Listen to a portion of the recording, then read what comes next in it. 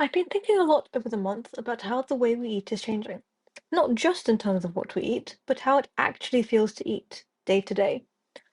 I didn't really notice it at first, but looking back over what I've been writing this month, there's a pattern. At the start of April, I was focusing a lot on appetite. It feels like there's this growing effort to make appetite more manageable, I suppose. Things like high protein foods, reformulated products, even medications like GLP-1 agonists, they're all, in slightly different ways, trying to make hunger more predictable, less intense, less variable, easier to deal with. That makes sense. For a lot of people, it's genuinely helpful, but I kept coming back to the question of what happens if we make eating too predictable. At the same time, food has become much more convenient. We don't really have to stop to eat anymore. You can eat while you're working, walking, scrolling your phone. Meals aren't always defined things. It's more like eating sort of fits around everything else. It's not necessarily a bad thing. It makes life easier. It does change something about how we experience food, though. It becomes less of an activity in itself and more of a kind of background behavior. What's interesting is these two trends, convenience and control, seem to be happening at the same time. On one hand, eating is becoming more unstructured. On the other, there's a push to optimize it, manage blood sugar, increase protein, stabilize energy. A kind of removing structure and trying to put it back in a different way.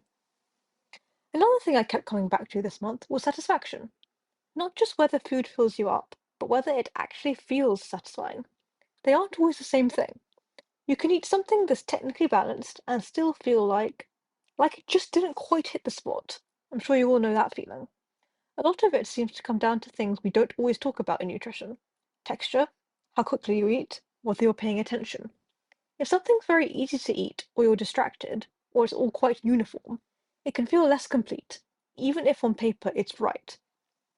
It's starting to feel like there's this big shift happening. We often say we've moved on from diet culture.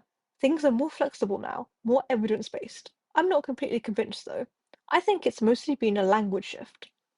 Instead of talking about restriction, we say optimization. Instead of calories, glucose, or metabolism, or appetite regulation. It sounds different, and in many ways it is better.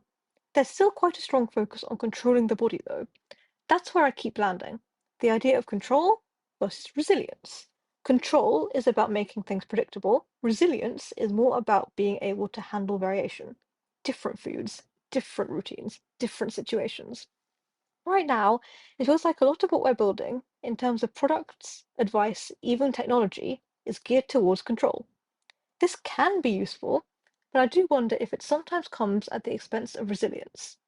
So I think the question I'm leaving this month with is, are we trying to make eating easier, or are we slowly making ourselves less able to deal with it when it isn't? Food now is very designed. It's designed to be convenient, to be satisfying in specific ways, produce certain outcomes, but eating is still something we experience. If we lose too much of that, the variability, the sensory side, the attention, we might also lose something about how we understand our own habits. Anyway, that's where my head's at on things as we go into May. I'd be interested to hear what you've noticed yourself, whether any of this resonates, or whether it feels just completely off.